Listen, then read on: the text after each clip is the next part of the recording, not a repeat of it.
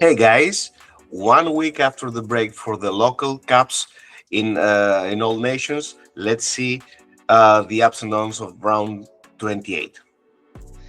And we will start with the top 10 and bottom 10 value differences in the last round 2 weeks ago. We start with Obst on the guard position with 10.6. He has been extremely consistent and he is the key player in the big push Bayern is doing for trying to get into the play-in. We have Forest coming also from some good games in Spain, and with 10.8 is also a very good pick. He can contribute on all the stat lines when he has a good game. And finally, we're closing in this top 10 list with two players on deep value.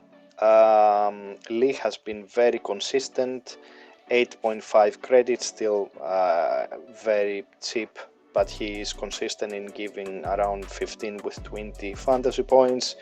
And Strazel also is having good games recently and similar valuation.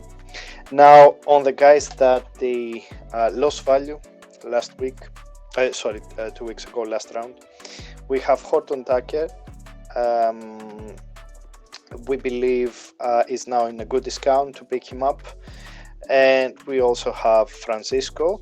I think, if not the most expensive, one of the top two most expensive cards in the league. He's gonna be the main force for Zalgiris versus Olympiacos this week. So we still going with him, even though he's very expensive. And another good offer is Right from Dubai with 15.1, another player that stack up all the stat lines to help his fantasy points. Moving into forward position, we have Biberovic on top form during February, so just 8.2 credits, quite deep value we would say. And then we have Petrusev on the expensive side of things with 14.3 credits. And we're closing with a filler. Raymond is consistently taking playing time for Maccabi, and he's also quite productive. So only 4 credits for that. On the other hand, we have Mike with 8.7 coming from some good cup games.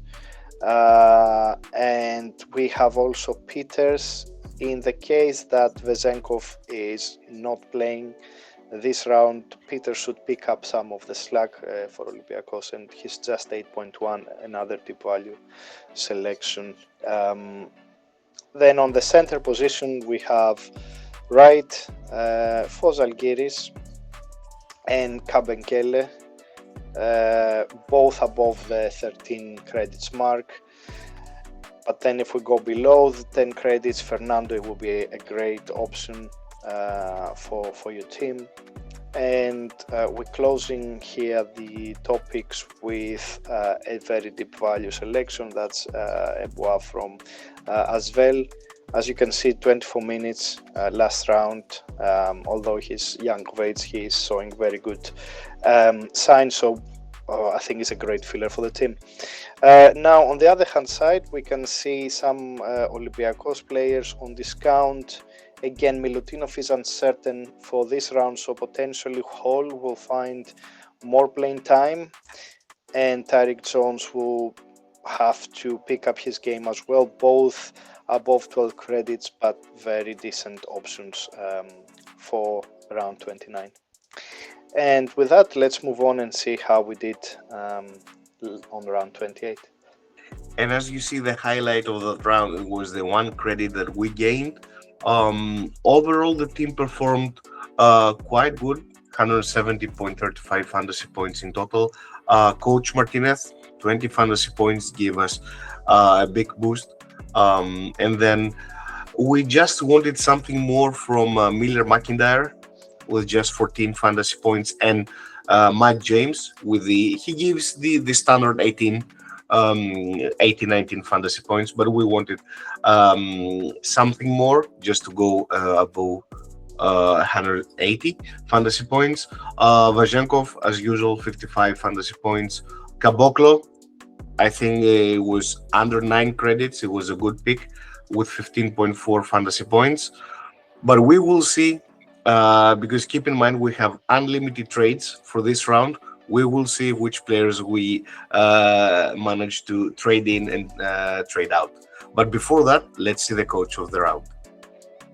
And for us, this is Golemats from Dubai. Dubai has been consistent, only 5 credits. They're playing at home against us well, so we think is a great offer on this price.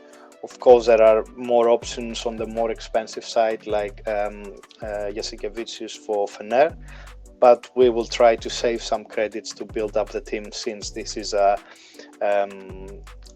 wild card round. So let's move on to our team then. And as you see, we made quite a few trades, mainly because Vazenkov is uncertain, so we didn't want to risk it.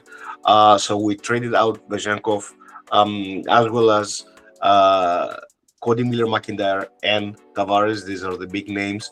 And we wanted to bring in Nuora. Nuora had a great cap game for Crvena Zvezda.